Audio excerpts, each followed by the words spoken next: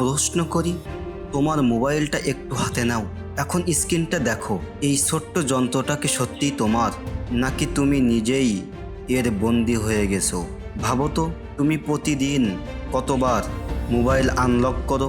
কেউ গুণে রাখে না, কিন্তু একটা জিনিস নিশ্চিত, প্রতিবার তুমি অকারণে স্ক্রিনে আঙুল রাখছো, ঠিক ততবার তোমার ভবিষ্যৎ থেকে কয়েক সেকেন্ড করে হারিয়ে যাচ্ছে। সবচেয়ে ভয়ঙ্কর ব্যাপার কি জানো? চোর যদি তোমার টাকা চুরি করে তুমি বুঝতে পারবে, কিন্তু যদি কেউ তোমার সময় চুরি করে তুমি বুঝতে পারবে না।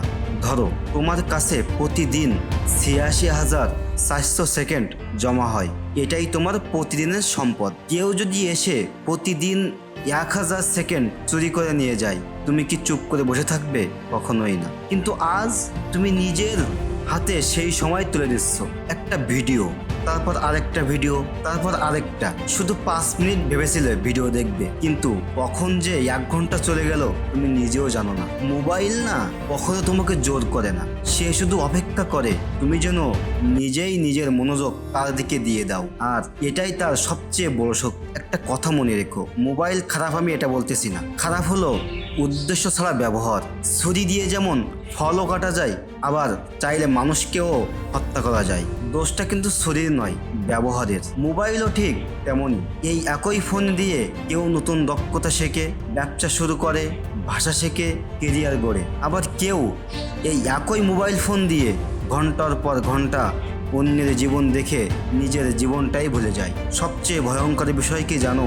মোবাইল তোমার সময় চুরি করার আগে তোমার মনোযোগটাকে চুরি করে, তারপর তোমার স্বপ্নকে চুরি করে, তারপর তোমার আত্মবিশ্বাস চুরি করে। কারণ প্রতিদিন যখন তুমি অন্যের সফলতা দেখো, তখন নিজের শুরুটা তোমার কাছে যেন ছোট মনে হতে থাকে। তুমি হয়তো ভাবো আমি কি পারবো, কিন্তু সত্যি হলো তুমি চেষ্টা করার সময় পাওনি, তুমি চেষ্টাই করোনি। আজ থেকে 5 বছর পর 2 ধরনের মানুষ থাকবে। একজন বলবে, ইস যদি তখন সময়টা কাজে লাগাতাম।